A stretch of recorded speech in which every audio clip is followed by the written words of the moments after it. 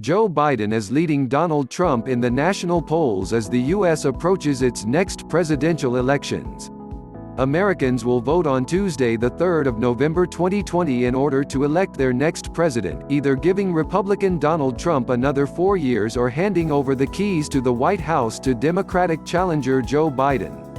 Currently, the 10-poll average indicates that just under 50% of Americans intend to back Joe Biden, while Trump's support trails this by around 5 or 6 points.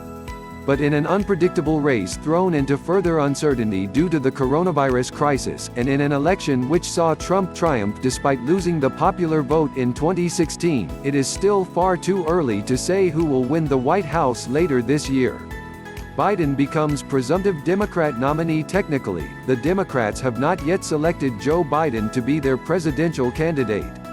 But with Joe Biden's main contender, Bernie Sanders, dropping out of the race, he is now seen as the presumptive candidate to take on Trump. Mr. Biden surged into first place in the delegate race, ahead of Vermont Senator Bernie Sanders, with crucial victories in Texas and Massachusetts on Super Tuesday. The moderate vote coalesced around the former Delaware senator, turning the contest back into a two-horse race that could be fought to the wire. But Sanders dropped out of the race soon after, saying, "As I see the crisis gripping the nation, exacerbated by a president unwilling or unable to provide any kind of credible leadership, and the work that needs to be done to protect people in this now desperate hour, I cannot in good conscience continue to mount a campaign that cannot win." Trump approval static at around 40%. Donald Trump's presidential approval ratings are at steady levels, according to the Telegraph's poll tracker.